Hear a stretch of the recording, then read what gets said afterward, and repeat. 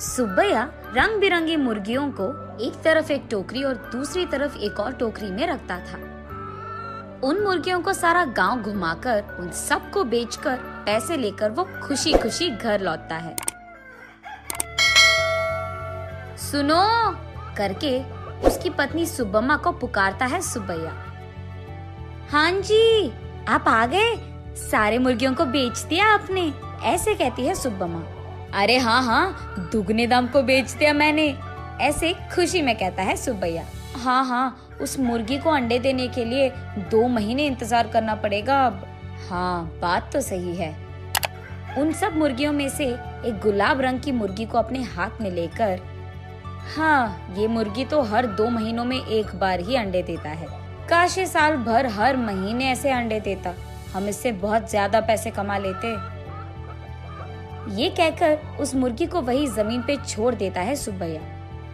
चलो छोड़ो जी, इसी मुर्गे के वजह से तो हम कुछ तो भी कमा पा रहे हैं, अब उसी से काम चलाना होगा। अब चलो, खाने का वक्त हो गया, खाने आ जाइए आप। उस रात के 12 बजने के बाद सुब्बैया धीरे से नींद में जागकर अपनी आंखें खोलता है। उसके बगल में मौजूद सुब्बम्मा गहरी नींद में थी। इसी को मौका मानकर सुब्बैया धीरे से एक चाकू को लेकर बाहर जाता है। बाहर टोकरी के नीचे मौजूद उस गुलाब रंग की मुर्गी को वो बाहर निकालता है और उस मुर्गी से सुब्बैया ऐसे बात करता है। हर महीना अगर तू अंडा देगी तो तेरा कुछ जाएगा क्या? या फिर तुझे इस बात की घमंड है कि तू एक ही है जो रंग बिरंगे अंडे देती है? आज मैं तेरा घमंड उतार दूंगा।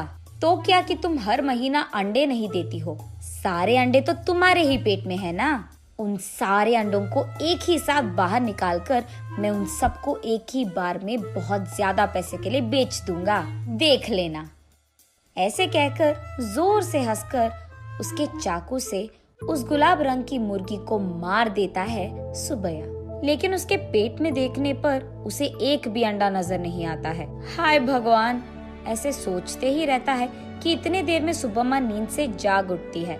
वहाँ आकर उसके पति के किए को देख, अरे भगवान, ये तूने क्या कर दिया? मैंने सोचा कि सबकी तरह तुम मूर्ख नहीं हो, पर तू तो वही निकला। अरे रे, इतनी अच्छी पैसे देने वाली मुर्गी को तूने जान से मार दिया। अरे रे, सोने की बतख की कहानी कभी सुनी नहीं है क्या तुमने? हाय भगवान, ये मेरे पति ने क्या कर दिया? तुझे लालची बनने की क्या जरूरत थी? ऐसे वो रोती रहती है कि इतने में ए सुनो, क्या कर रही है तू? सुब्बम्मा उठो, क्या हो गया तुझे?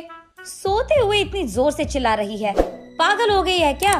नींद से जागकर सुब्बम्मा परेशान होकर अपने पति की ओर देखती है। उसे कुछ नहीं समझ आता है। वो तुरंत बाहर जाकर टोकरी के नीचे बैठे उस मुर्गी को भी देखती है। वो मुर्गी तो हमेशा की तरह सही सलामत थी।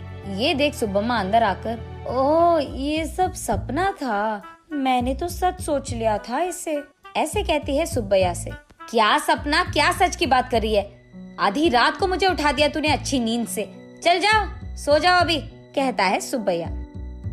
अरे जाइए ना आप भी, मुझे तो बुरा सपना आया कि आपने उस मुर्गी को जान से मार दिया, क्योंकि आप लालची बनकर उसके पेट में मौजूद अंडों को निकालना चाहते हैं। मैं कितनी घबरा गई पता है आपको? मुझे क्या पता था कि वो सपना है, मैंने तो आपको बहुत डांट लिया, ऐसे कहती है। हाँ, ठीक है। वैसे मैं उस मुर्गी को क्यों मार डालूंगा? मैं क्या पागल हूँ? वैसे मुझे तो हमारा अतीत बहुत अच्छी तरह से याद है। आज अगर हमें चैन की नींद मिल रही है तो वो उस गुलाब रंग की मुर्गी के वजह से ही है। उसको मैं क्यों मार डालूंगा? चलो सो जाओ अभी, तुम और तुम्हारे सपने। ऐसे कहकर सुब्बैया सो जाता है। लेकिन सुब्बम्मा वही बैठकर अतीत में चले जाती है। एक समय में सुब्बम्मा और सुब्बैया दोनों मुर्गियों का व्यापार करते थे। सुब्बम्मा कुछ मुर्गियों को अपने घर के पास ही रखती थी।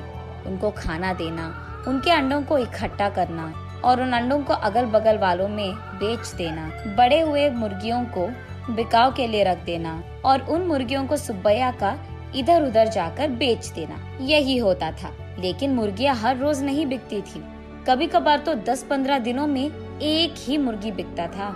इसी कारण सारा गांव घूम घूम कर थक कर घर आता था सुब्बैया। कभी कभार तो उन मुर्गियों को दाना डालने के लिए भी सुब्बैया और सुब्बम्मा के पास पैसे नहीं थे। तब एक दिन सारा दिन घूमकर थके हारे सुब्बैया उसके घर लौटता है। घर आकर वो बरामदे में बैठता है और उसके बगल में सुब्बम्मा खड़ी रहती है। क्या आज भी एक भी मुर्गी नहीं बिकी? वो ऐसे पूछ ही रही थी कि वहाँ एक साधु आता है। माता, खाने के लिए कुछ दे दो, ऐसे पूछता है।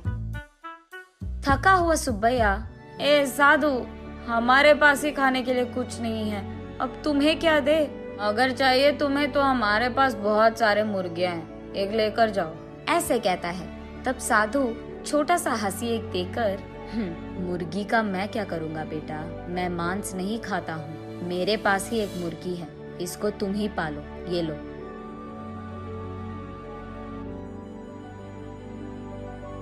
ये कहकर उनके हाथ में मौजूद एक गुलाब रंग की मुर्गी को उसके हाथ में देता है। मुड़कर देखने से पहले ही वो साधु वहाँ से गायब हो जाता है। सुब्बैया तब उस गुलाब रंग की मुर्गी को देख, इस तरह की मुर्गियाँ भी मौजूद है क्या? अगर इसी रंग के मुर्गियाँ हमारे पास होंगे तो हम उन्हें दुगने दाम में बेच पाएंगे, ऐसे कहता है सुब्बम्मा को देखते हुए। हाँ चलो ठीक है, अब हमें इस प्रकार के मुर्गी कहाँ मिलेगा? वो साधु मांसाहारी नहीं था इसीलिए दिया उसने, वरना इस रंग की मुर्गी हमारे पास कहाँ से आता? ये कहकर उस मुर्गी को वही एक टोकरी में डालकर वहाँ से चले जाते हैं। अगले दिन देखने पर वो मुर्गी अंडे देता है। ये देख वो दोनों उन सारे अंडों को एक जगह इकट्ठा करके रखते हैं। कुछ दिन बाद उन अंडों से बाहर आए मुर्गियों को देख सुब्बम्मा आश्चर्यचकित हो जाती है। अरे सुनो, इधर आइए आप, सुनते हो? अरे कहाँ हो आप? इधर आइए जल्दी, ऐसे वो अपने पति को पुकारती रहती है। अरे क्या हो गया? ऐसे चिल्ला रही है जैसे कोई मर गया, क्या हो गया? उसके ऐसे कहने पर सुब्बम्मा उसे रंग बिरंगी अंडों को दिखाकर ऐसे कहती है, अरे देखिए ना, उस साधु ने जो मुर्गी हमको दिया है उसके अंडों से रंग बिरंगी मुर्गियाँ आई है। ये कहकर सुब्बम्मा उन मुर्गियों को सुब्बैया को दिखाती है। चलो अच्छा ही हुआ, भगवान की कृपा हो या साधु की, हमारे लिए तो ये भला ही है। चलो हमारी मुश्किलें तो खत्म हो गई। आज ही मैं इन सारे मुर्गियों को बाजार में दुगने दाम पर बेचकर उन पैसों के साथ घर लौटूंगा। सुब्बैया जो रंग बिरंगे मुर्गियों को लाता है वहाँ के गांव वाले कभी नहीं देखे थे। इसी कारण गांव वाले सारे बहुत उत्साह से हमें चाहिए तो हमें चाहिए ऐसे एक दूसरे में बहस करते हुए सुब्बैया के पास जाते हैं।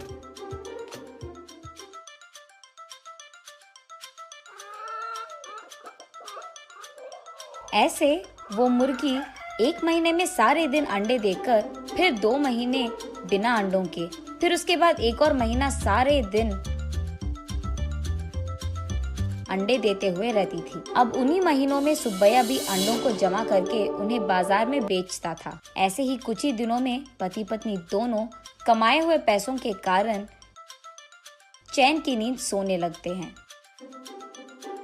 सुब्बम्मा वापस होश में आकर, ओह अब याद आया, सुबह मैं सोच रही थी कि ये मुर्गी साल भर अंडे क्यों नहीं देती है, शायद उसी कारण ऐसा बुरा सपना आया मुझे। ये सोचकर वापस गहरी नींद में सो जाती है सुब्बम्मा।